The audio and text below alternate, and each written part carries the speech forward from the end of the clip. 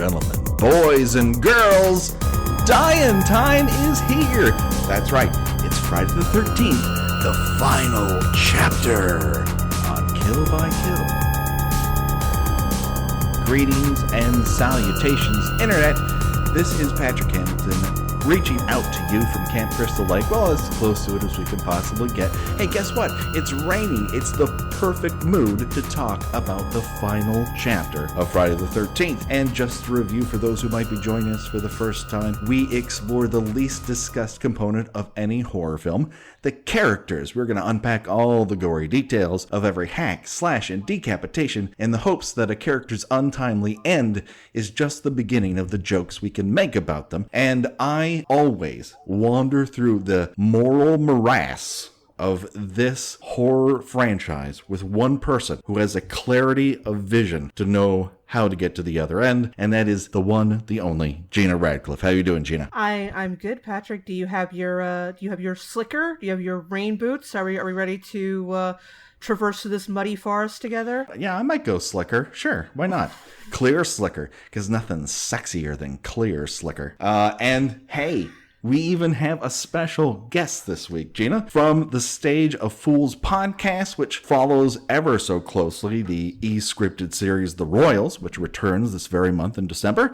It is Shannon Campe. How you doing, Shannon? Oh, I'm so good. I'm so glad to be here with you guys. I feel like the young, nerdy Tommy Jarvis to you guys is like older, cool kids who are having a fun big kid party.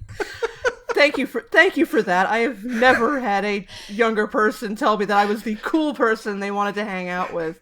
I'm gonna coast on that all this week. I'm gonna walk into my office tomorrow just shooting finger guns at everybody and saying, you know what? Some younger person said I was cool. I'm glad to have contributed. I'm gonna hang up now. Have a good show, guys. Bye. Good night. It's nothing but slow motion hip hop walks for me the rest of the week. So, Shannon, what our sort of ceremony here at the Kill by Kill podcast when we have a guest who graces us with their presence is to ask them what was their introduction to the Friday the 13th franchise. And I think you might be a rarity amongst the people who have joined us. My introduction to the Friday the 13th franchise was when Patrick asked me to be on this podcast. And when I watched the movie last night, that was it. I'm totally new to the franchise, fresh off the boat. I will admit that I had some level of background knowledge just because I listen to a lot of film-centric podcasts hosted by guys who are into those franchises and have been for a long time. So, conversationally, I had picked up a little bit of background about the Jason character and sort of the general idea and a few things about the town. But this was my first time actually sitting down and seeing more than a very short clip of one of the movies. I wouldn't consider myself to be like a horror genre hater. It's just something I came to late because I'm a wimp and I was an incredibly, easily frightened child. So I'm just now getting to some of what I guess would be considered like the horror classics. And I have to say, what really stuck out to me about this movie, and it was pretty much the first like slasher type movie I'd seen, was I guess I understand the appeal of the movie because it was fast paced and there was a lot of like interesting kills. I don't understand why the Jason character caught on and has established a place in pop culture lore the way that he has, because I went into this movie thinking like, oh, Jason is such an iconic character. I wonder what his weird tics and like what his personality traits are and what sets him apart from other movie monsters. But he didn't really do anything besides, he has these quick kills and then they quickly cut away. Yeah, he's definitely the least interesting aspect of these movies, and I think that's why in later movies they kind of attached a sort of weird mythology to him, like in Jason Goes to Hell. He's no Freddy Krueger. He's no Dracula. No. Yeah. I mean, I get that. I think for me personally, I might want to check out one of the Nightmare on Elm Street movies because it seems like Freddy is more of a monster that I would be interested in, perhaps. But I get that Jason is sort of like a zombie, and obviously there's a certain fear attached to zombies. So that makes total sense to me. It just, not to skip ahead too much because I want to focus on our kills, but then when he has like a moment that's about his mother or his childhood or something, I'm just not particularly scared or affected because I didn't necessarily see where that was coming from. But again, this is all immaterial. I still found the movie very entertaining just because it's so like bam, bam, bam. Like This one moves at a pretty steady click. Yeah. That's for sure. It does, but it's interesting that there's a pretty long stretch of time between the first set of kills and then the second set of kills, because they actually do take some level of time developing the 37 or so characters in this seriously movie. And they all look alike because it's the 80s, so everyone is so white. Like, I think half the movie was spent arguing with the person I was watching with over like, wait, which one is Tommy's sister? That's Terry. No, that's Sarah. I think that's Tina. Tammy. Yeah, you can't. The only way you can tell people apart is the volume of their voluminous hair. It's nuts. Let's get to this so that everyone might be caught up. We have already dispatched 3 people who were never meant to be in this film for very long. One of them in particular, I think the world's better off because he's gone. But now is when we meet everyone else in the movie, and let's review them very quickly. First off, we have Tommy, and Tommy is a Sid and Marty Krofft puppet who's been granted life.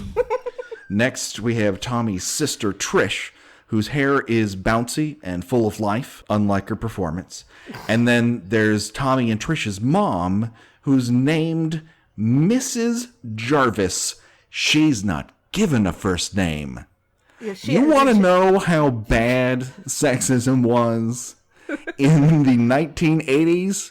A major character in this movie is not given a first fucking name. Major character.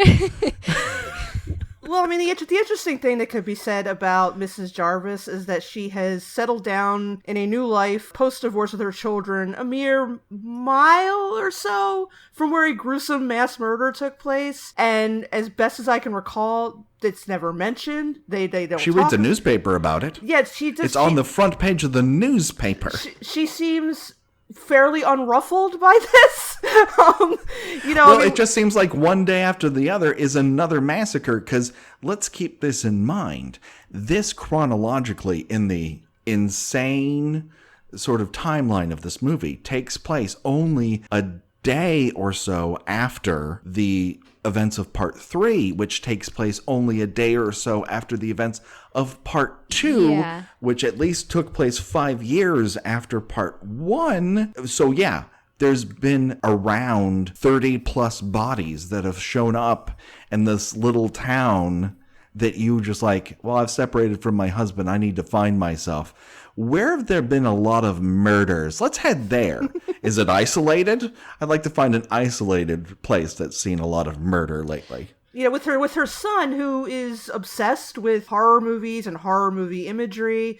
But, she's fine with that. That's nothing wrong. She's more focused on the fact that her ex-husband may have asked about her the last time he talked to the kids. But yeah, other than that, no, this is fine. This is good. We're perfectly safe here. You guys have both watched Stranger Things, right? Yeah. Yes. Well, no spoilers if anyone who's listening hasn't yet watched the series. First of all, what are you doing with your life? But second of all, exactly. I'll humor you. I'll baby you this once. To me, the Mrs. Jarvis character really threw into sharp relief Mike and Nancy's mom, Karen Wheeler. She's like the classic 1980s mom on that show. She's got the same big feathered hair as Mrs. Jarvis, but when kids start missing in the town, she's like, all right, you two aren't allowed to leave the house. And she kind of bucks every 80s horror movie mom trend. I thought that was really interesting. When I was watching Mrs. Jarvis, I could not stop thinking of like, well, that's the opposite of what Karen would do. I just liked that about Stranger Things. They made her a little less stupid than some of these women. They made everyone a little less stupid. I think that's probably one of the best things about it is while people still make mistakes, they don't necessarily make them out of stupidity. They just, since we see everything and they don't, they Yeah. make those decisions. Whereas people in this film make some incomprehensible moves, but we will get to them. Now, those are the people who are in-towners. Let's move on to our out-of-towners. We're only a third of the way through this fucking list. We have Samantha, who's a brunette. And then we have her boyfriend, Paul, who's tall, dark, and breathes oxygen. He's at like, least for now. Paul is the sports bro, and there's Douglas. Is that the other bro's name? Doug. Yeah. Doug Doug. is surfer And bro. they're- So you have like the two different flavors, but both very bro. Doug is a man who's so beautiful he's approaching the uncanny valley. Yeah, he looks like one of the boys from the Brady Bunch mashed with Gregory Peck and a Ken doll. I think Kendall is a very good explanation of his looks for those who have not caught his vision. And then we have Sarah, who is a young girl who's confronting her blossoming sexuality by accusing her friend of being a slut in casual conversation. Yeah, there's two virgin storylines going on in this movie. We've got Sarah's virginity and we've got Jimmy's virginity. Neither of them are interested in losing it with each other, but they're going to lose it at some point on this camping trip. Well, I can't imagine a more awkward sexual encounter than Sarah and Jimmy having sex. that's a lot of elbows in the mix. There's a lot of shaming all around, because if you're not having sex, you're being shamed. And if you are having sex, you're being shamed. Yeah, and speaking of slut shaming, you've got from literally appearing out of nowhere are Terry and Tina. They are identical twins, and they are DTF, man. I mean, well, I should say Tina is, Terry not so much. Yeah. But yeah, as soon as Terry appears on screen, and also like they're wearing matching outfits, which, you know, apparently that's supposed to be sexy. I always find a little creepy when you see adult identical twins, Especially because wearing matching outfits. the matching outfits, you know, the sex appeal lies in, oversized pleated linen pants and shades of pastel with a pastel plaid shirt tucked in with a belt, you know, like. Well, it's pretty obvious. It's pretty obvious that neither of them are wearing bras, but I mean, but that's okay because nobody seems to wear underwear in this movie. Like, Nor should they. Yeah, it should be criminal this, for any of these people to wear underwear. Terry This wears is- underwear that looks like Mowgli's diaper. Her white underwear is so baggy and ruched. I was like, oh my gosh. No wonder she feels insecure about having sex. She's suffering from incontinence, one issue at a time. But yeah, Tina is already heavily flirting with Paul, and Sam is just like, she's practically like growling and hissing at her, and it, you know, of course they're gonna like, oh hey, you come hang out at this party tonight with my girlfriend who hates you on sight. I feel like it was established actually that Sam and Paul were sleeping together, but I don't think they were officially boyfriend and girlfriend, just because of the conversation that Sarah and Samantha have, where Sarah says that Samantha sleeps with everybody, and Samantha says, I don't sleep with everybody, but I'm sleeping with Paul. She sort of creates a lane for herself where Sarah is like, I can't believe that you'll just sleep with anyone. Fuck and it's you, like, Sarah. It's like, screw off. What the fuck is it? Why is she so goddamn concerned? I think, to go back to the Stranger Things comparison, I think she's the Barb of the group, just a little more overt about her, you know, Puritanism, and I mean, I know one of the reasons why I related so closely to Barb, other than, I mean, come on, look at me, is that, you know, I was at that age at 16 or so where the idea of sex and sexuality was kind of terrifying. Mm-hmm. And so, you know, anybody who was already, you know, doing that sort of thing, you know, I sort of judged a little harshly, but more out of fear than dislike or distaste. So yeah, I mean, I think that she comes off a little more obnoxiously than perhaps she might have in this, and again, it kind of gives the whole, you know, why are these people all on this camping trip together? Half of them don't even interact with each other, and the other half don't seem to like each other very much. So we have yet another group of friends that are mostly inexplicable why they would ever travel to an isolated location together, other than convenience. I think some of this too may be, and I know this is a wild idea, but what if the 80s just didn't have the most enlightened ideas about gender roles? You know? What? Has anyone ever brought that up before? I feel kind of smart. Listen, you are blowing my goddamn mind. I'm sorry. I gotta sign off. I really need to go think about my childhood and everything I came to understand about it. This is a This is a stunning real estate. Yeah, you just gotta cry while looking in the mirror. It's fine. I do that on a daily basis. Just give in. I'm just starting to hear Mad World playing in my mind right now while I'm thinking about this. Just to continue how gender roles are fucked up, we have the two people who are the greatest example of that. We've got Jimmy, who is a guy who is unlucky in love as he is Crispin fucking Glover. He is Crispin Glover. That cannot be understated, his sheer Crispin Gloverness. And Crispin Glover at like a 5 in terms of like pouring it on, but even at that 5 has a million times more star power than anybody, and I mean anybody else in this movie. He's so weirdly trying hot to- too in this movie. He's got like blonde hair. It's very bizarre. I felt uncomfortable.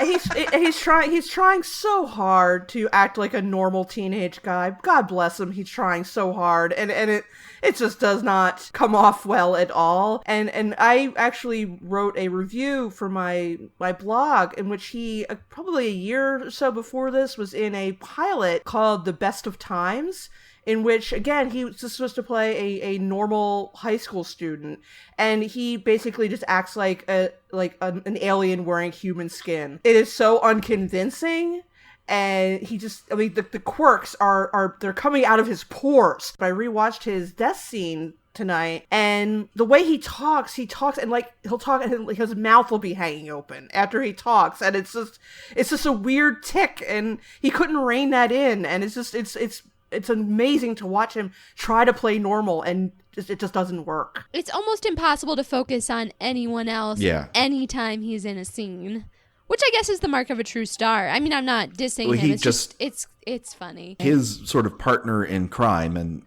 when it comes to Ted, that would be a sex crime, is Ted. He's about as well versed in women as he is in computers. Oh my God. Ted. And then finally we have Rob, who's a shitty monster hunter. He's just shitty at his job. Yeah, Rob is one of those, it makes sense for a moment, but when you think more than maybe 30 seconds or so about what he's doing there, it doesn't make a lot of sense in terms of the timeline. Mm-hmm. To establish, Rob is the brother of Marla? Is that the character from Martha? I think it's Marla, but anyway, it's the sad sandwich girl from part 2. She's the one who dies in the sex Sandra.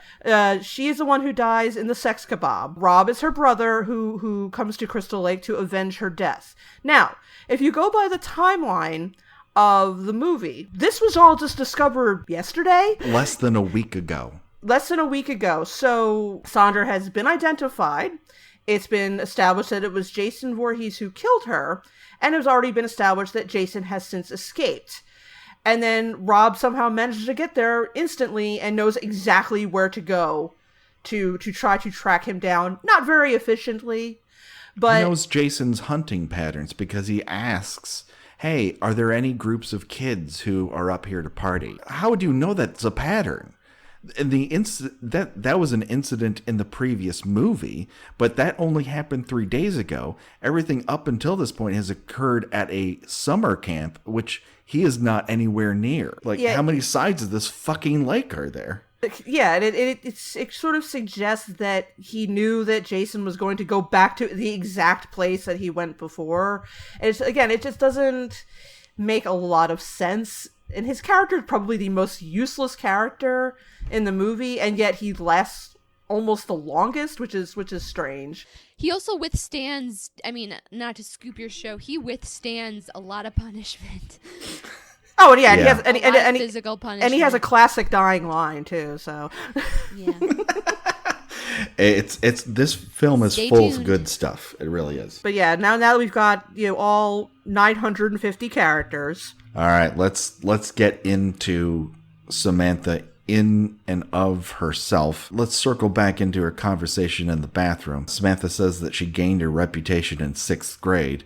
My guess is that's fucking manufactured, and 6th graders are assholes. I would hope. Yes. I mean, that's right before, for some, that is middle school, and there is nothing worse than middle school children. I can't even talk about like children engaging in that.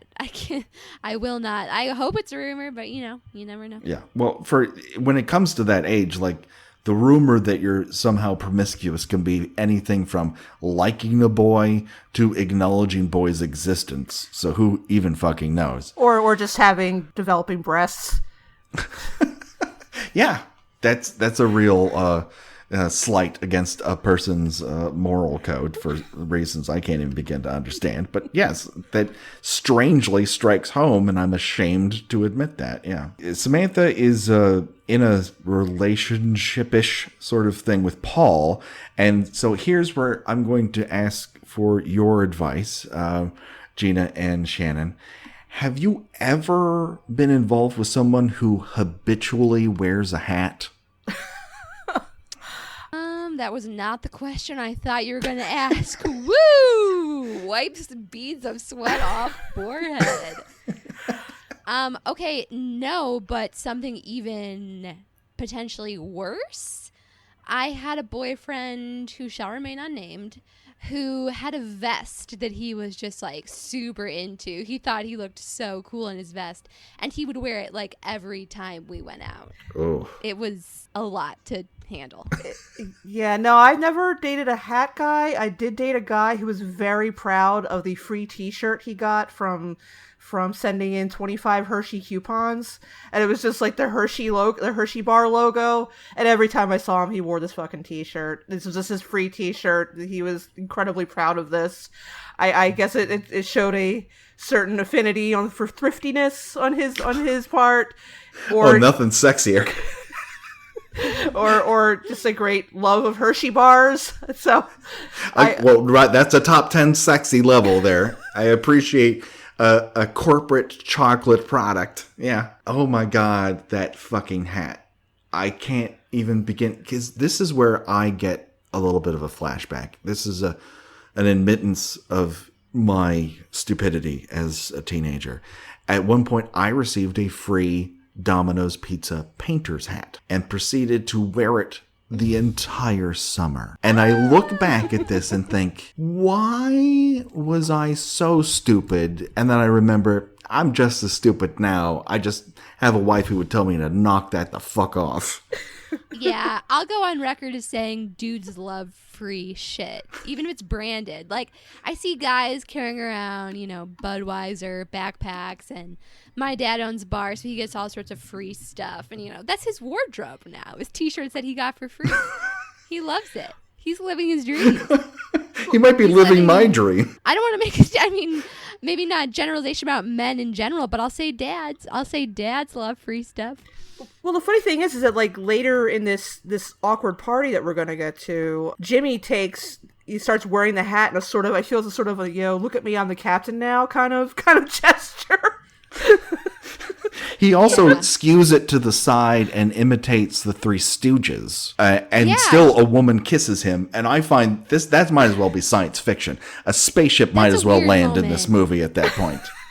Samantha is like, kiss me, and he goes, certainly, and like turns his hat to the side and kisses her. It's are we in another movie moment? But he's probably got it down to a science, because he has the hat on all the time. He's kissing babes all the time. Yeah. That brim's getting in the way. He's got to have a quick maneuver, that leaves him ready to spring into action. Before we get to the party very quickly, let's brush up so quickly on Terry's introduction. And Terry and Tina are practically inexplicable from one another, aside from one wears white pants and the other wears pink. But let's just say for the record that as the entire group goes off to an element of the shore there, Crystal Lake, these two ride in as if a Benny Hill sketch was filming just over the horizon. And as soon as they arrive, the sex element gets pushed up to 11. Everyone sheds their clothing as soon as they possibly can, jumps in the lake. Hey, why not? And twins! And to add insult to injury, which is going to be the theme of this movie, I feel, is that the dog that is owned by Tommy and Trish and Mrs. Jarvis. His name is Gordon. His name is Gordon, has a sixth sense for nudity. He just knows where it is at all times, and he can't even be contained by a car. He just leaps out of it.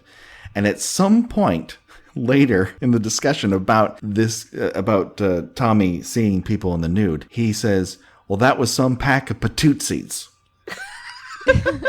What the fuck is a patootsie? Is he cutting off cutesy patootsie? Is he trying to make sitch happen? What is the fuck is going on with that? Like your little patoot as like a term for bum. It's kind of like baby talk. Yeah. But I've heard it. Sort of. Not exactly the way he used it, and definitely never by anyone except like a caretaker talking to a very small child. But did you enjoy how my voice cracked there? That was in tribute to Tommy because he's going through puberty. I did that on purpose. Well, yeah. Speaking of Tommy going through puberty, there is a later scene in which he conveniently has his bedroom located within peeping distance of, I think it's Sam's bedroom, and he's watching her undress and almost literally going into convulsions. He's screaming and yelling into his pillow, and it's like, this boy does not have cable. I mean, it was not difficult to see naked boobs on television at that point, but this kid's acting like he was raised in a box. He's one step away from being a cartoon wolf. Not to play devil's advocate, because, I hate it when people do that, but don't you think it's different when it's someone in person? I assume, I would assume so. Like a real woman who's there as opposed to someone on a screen. I suppose, but I mean, he's overdoing it a little bit. I mean, oh yeah, he's overacting. Yeah, I mean, don't get me wrong. The tongue's about to go rolling out across the floor, and you have to pull a little string so it goes back like a Venetian blind. Well, he's not actually looking at them because I was watching this on my Amazon Kindle. We are not paying them, by the way. So don't get any ideas. This is not an official Shannon Camp endorsement. Mm-hmm. But I was watching it on my Amazon Kindle. And their video interface puts IMDb trivia and credits up on the screen while you watch. Like if you tap it, it reveals itself. Oh. So during that scene, it let me know that because Corey Feldman was only 12 years old, he actually wasn't watching any of the scenes where he's like looking at skinny dippers or where he's looking at them having sex. But unbeknownst to anyone on the cast and crew, the actress who played Samantha, there's a moment, I think it's Samantha, where she leans down to pet Gordon while Tommy is standing right in front of her, and she's not wearing a bra, and later Corey Feldman was like, yeah, I could see everything. So, delightful bit of Corey Feldman trivia for you. Oh, and the actress who portrays Samantha, I think people might recognize her from, she mainly did a lot of TV, but where she immediately comes to mind for me is Weird Science. She has a very most people have a thankless role in Weird Science, but she has a particularly thankless role as one of the high school girls that they want desperately and only gain after creating life from a computer so they can try to fuck it. Not just any life, after creating the perfect babe. Yeah, I think she's the one that the one character wins her over by grabbing her ass in the middle of kissing her, and somehow that's the move. That butt squeeze is what pushes her over the top and just makes her fall madly in love with him. Oh, he's not afraid to take what he wants. Yeah, that was the romantic advice. You grab her ass when you're kissing her. That'll just seal the deal right there. John Hughes movies. Oh boy. I tell you. Oh, boy. Okay, moving right along. Kill. Break. Well, hello there, killers. It's your old friend Patrick Hamilton, and I'm breaking into the action very quickly for a big announcement.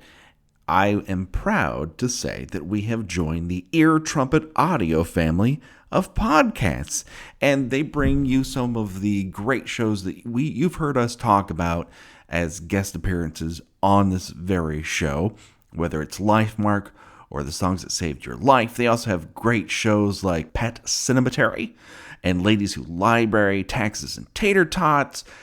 Please Don't Send Me to Outer Space is another one that I really love. Just a fantastic network of people and shows that I'd love you to know a little bit better. And you know what? I want you to do me a favor and go on Facebook, input into that little search window, Ear Trumpet Audio. It'll take you to the Facebook page, which will have all the shows that are available on the network right now for you to listen to. It's a great place, and we're so happy to be a part of it.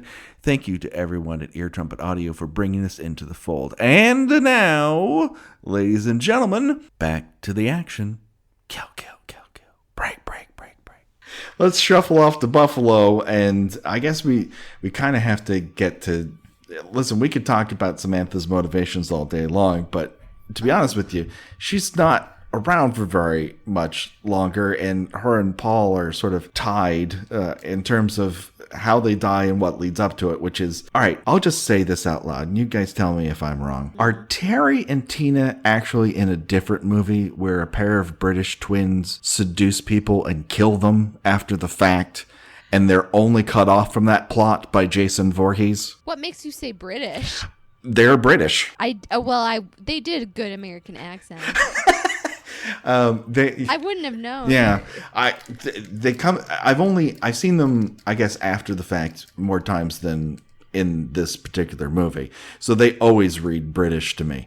But I would not have known. I sort of. But I was watching this with subtitles on because I was having trouble hearing at times. So who knows? I sort of feel like Tina is not a Mary Sue, but kind of like what young men wish that, young women they just happen to meet out in the middle of nowhere were like. She is a little implausibly aggressive about she's boning someone at that party. Yes. First like it's on a dare. Yeah, first she flirts with Paul. He's into it for a little while, and then he sees that he's pissing Samantha off, so no more of that shit. And then I guess it's Jimmy. And she moves right on to Jimmy. And I don't think, I speaking for myself, I don't know that women are in reality that aggressive about getting laid, in which they'll just, hang their hat on any guy in a party that is willing to look their way.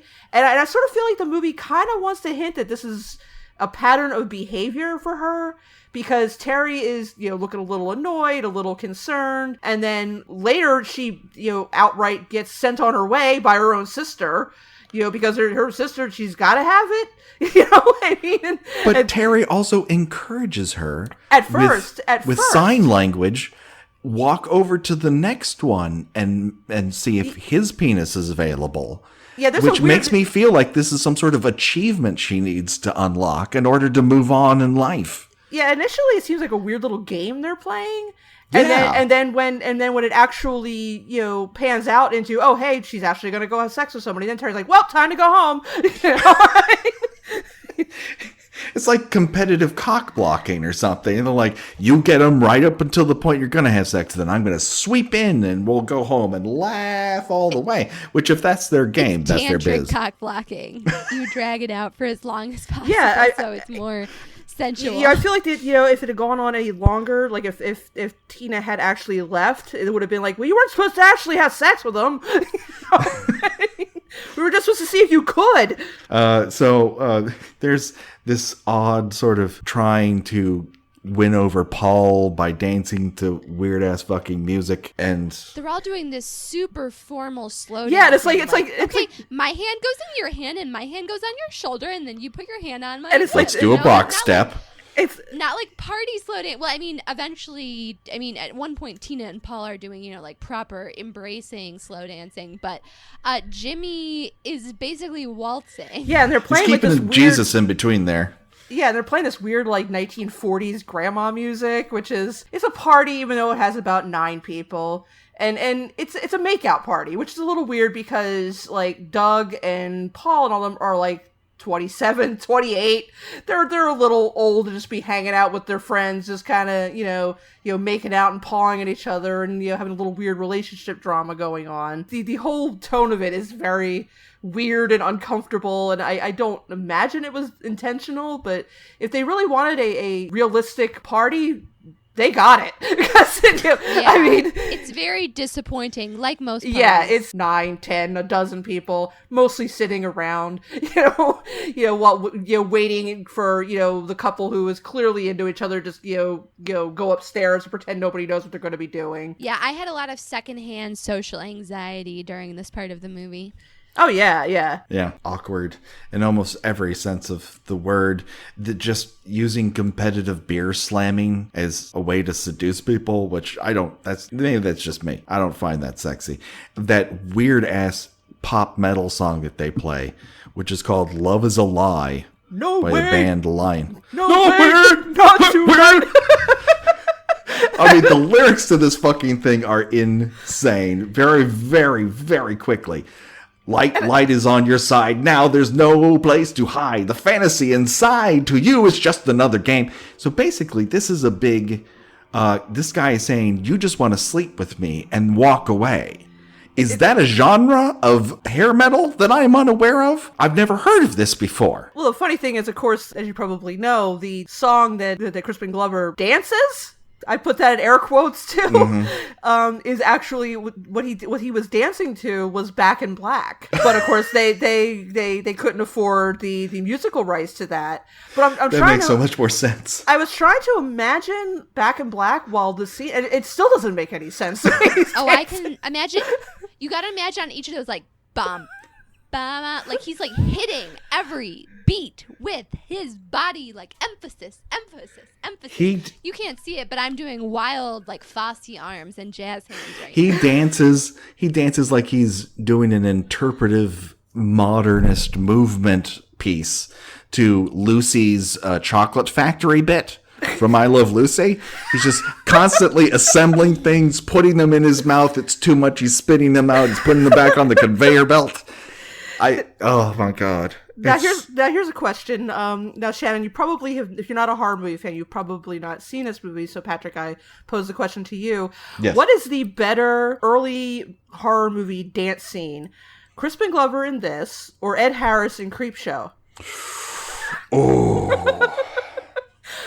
I mean, here's the thing. This is certainly more bombastic, but Ed Harris is dancing disco like he's gonna murder somebody.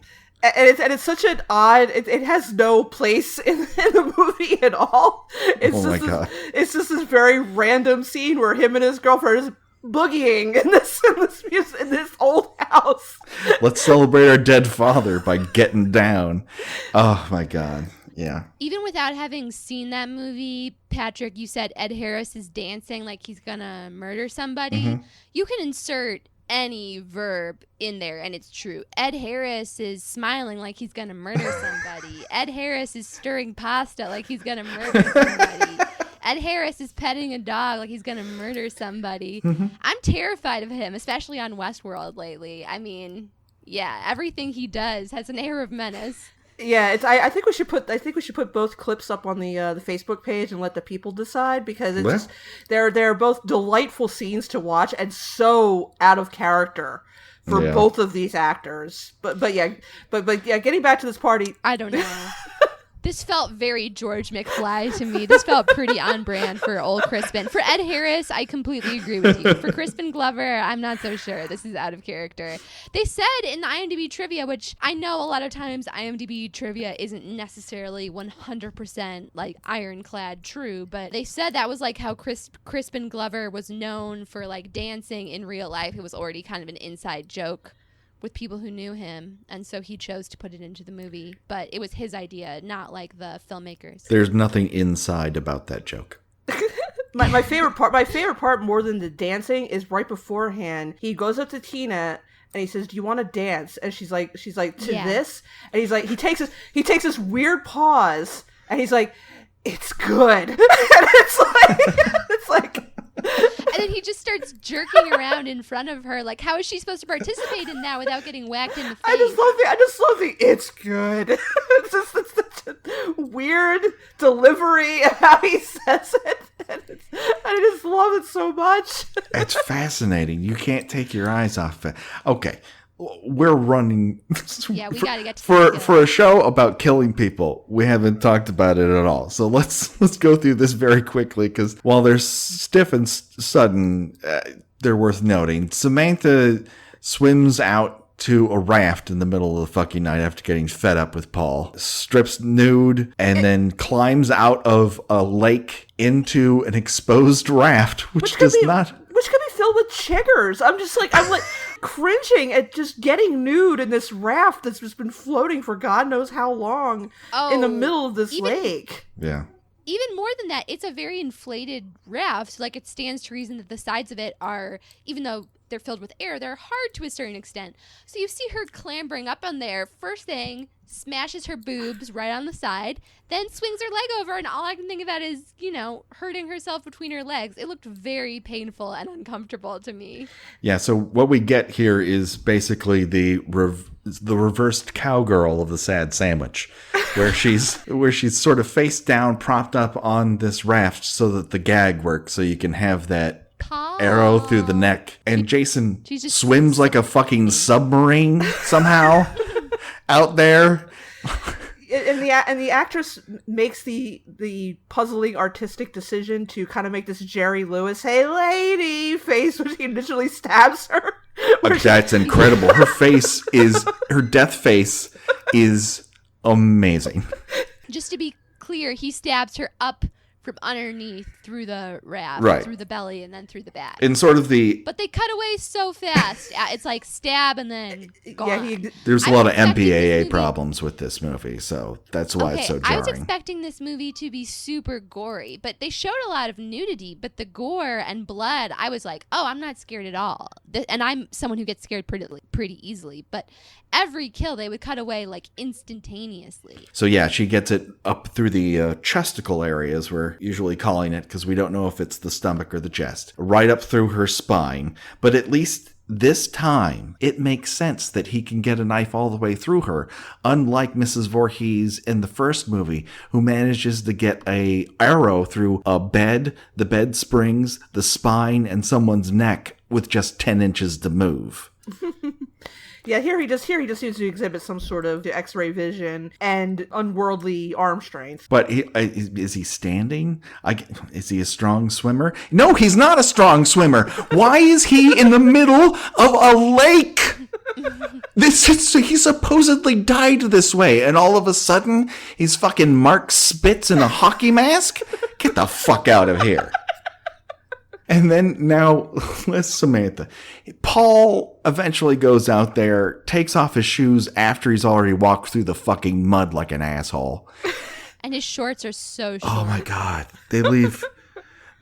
I don't have any imagination left because it leaves nothing to it. And then he wades out there, and we get to see every stroke of this swim. As if a Paramount executive was like, they won't believe he can swim unless you show the entire journey from shore to that raft. Notices that Sam is at least injured, but immediately goes, fuck this. Doesn't even think I need to help this person. Yeah, he immediately swims away from the raft and then just doesn't even like try to pull it behind him or anything like that. Just like knife wounds are catching or something. Yeah, just screams and swims away. Gets all the way to the dock where he's met by Jason, who's lurking underneath. Now he's a fucking Mario villain. He's just underneath something and it pops up. And he gets a spear gun, which I assume is the same spear gun from the previous movie. Well, they didn't take that as evidence. They were pretty slipshod in that investigation, as we already saw. Yeah, that's very, very true. Jabs a spear gun into Paul's crotch, and once again, adding insult to injury, then fires it once it's inside. Lifts him all the way up, like he's a forklift. It's somehow worse when you describe it than it was seeing it. That's what I'm aiming for. Worse than someone seeing it. Patrick, just the worst. You know what? I'm beginning to think that hat was lucky, because as soon as he took it off, guess what happened? He's fucking dead. Oh, well, I'm from Chicago, so we're big into baseball superstitions. So yeah. That checks out. Let's get to Terry. Oh my God, this is the fastest we've ever gone through deaths. Terry gets fed up that Tina's actually having sex with somebody after encouraging her to do it, puts on a clear slicker, which is as flattering as every other element of her outfit, and as she's about to get on her bike to go to wherever these two come from, we don't get to see what happens. We get to see the shadow of it. She's speared through the back with what might be a giant spear or what might be a pitchfork, depending on who you believe. And a very obvious mannequin is thrown at the side of the house. The dummy in The Fugitive is more realistic than this. And that was being flung off a fucking dam. So, very quickly, let's play everyone's favorite game. Would you rather? It's choose your own death venture time. And Shannon, you're the guest here, so you get to go first. What way would you rather die? And you have to choose one. Would you rather be stabbed through the stomach, through your back, then up through your back, naked on a raft, hoisted by your crotch by a spear gun, or stabbed through the back with a spear or pitchfork, and then have your lifeless dummy pinned to a house? I've given this some thought already, and I have to say I would go with the third option, being impaled and then having my lifeless body slammed against the wall of the house, because judging by the dummy in that second part, she's already dead after that first blow. So it seemed like the quickest death to me. I just want it to be quick. That's really my only thing. I felt like the raft death was similar, but it seemed like a smaller blade, that it wasn't as brutal, so it seemed like it would take her longer to bleed out and die. And I definitely don't want to be hoisted by the crotch. No, thank you. I have a visceral displeasure reaction to that. I'm sitting here with my legs crossed. So I'm sticking with my answer. I would go the same way as Terry, now, for sure. Keep in mind, you're going to be found in that outfit. Better than being found naked or wearing Paul's short shorts. All right. Check and mate. All right. Gina Radcliffe, what do you got? I'm going to go with Terry as well, because I like to think that maybe she escaped while Jason was busy, dressing a dummy in her clothes and flinging it at the side of the house.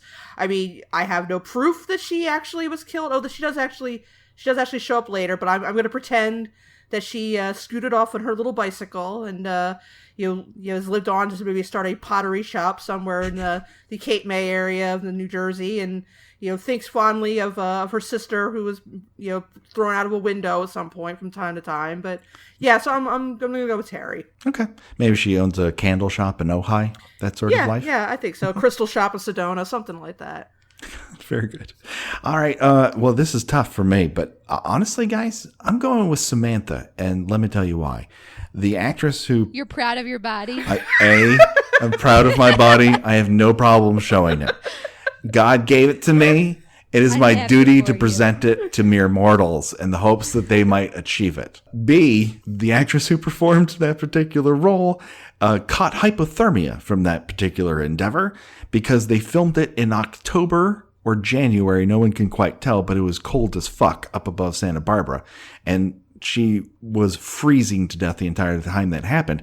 Therefore, she barely felt anything. It was so cold, she was already dying, and Jason just finished her off before it happened. So I'm going to go with Samantha. I was reading about that on the old IMDb Tribune. They were saying that there was some really shady stuff going down with the stunts. Like, they were not letting the actress who plays Samantha get out of the water in between takes. Mm-hmm. And actually, the actor who played Jason, I think, who was an experienced stuntman himself, was advocating for things like getting Douglas a slam pad for his death because they weren't going to give him anything. He was getting actually slammed against the wall, and he was trying to advocate for the actors throughout, but it didn't end up working out, and he felt very burned after the movie was completed by how badly the actors had been mistreated, which honestly seems to be kind of like an ongoing theme with horror movies. The directors think that they can treat the actors like garbage to get some sort of realistic, horrified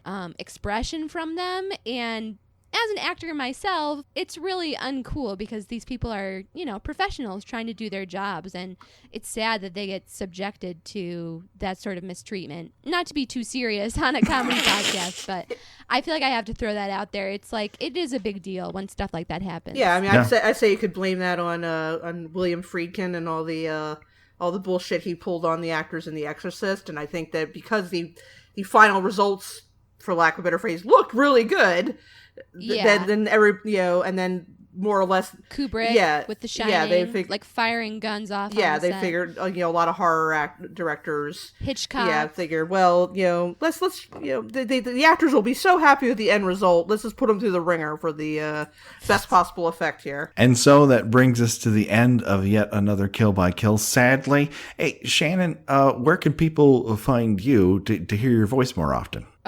Well, if you'd like to cut yourself another slice of this nasal Chicago voice, then you can visit my website, Shannon-Camp. That's CAMPE.com.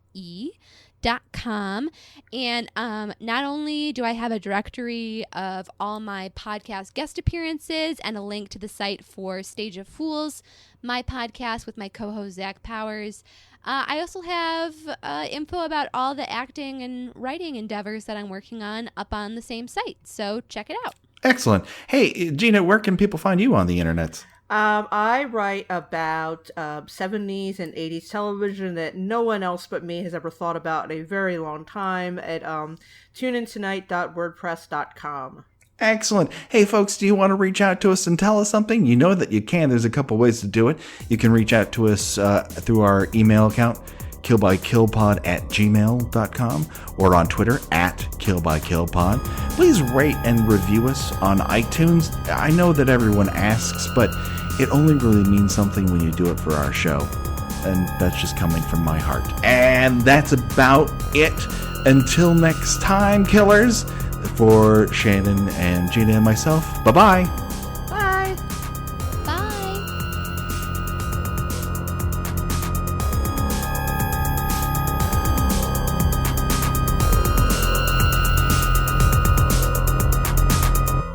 Kill by Kill is produced by We Write Good and is intended for entertainment purposes only.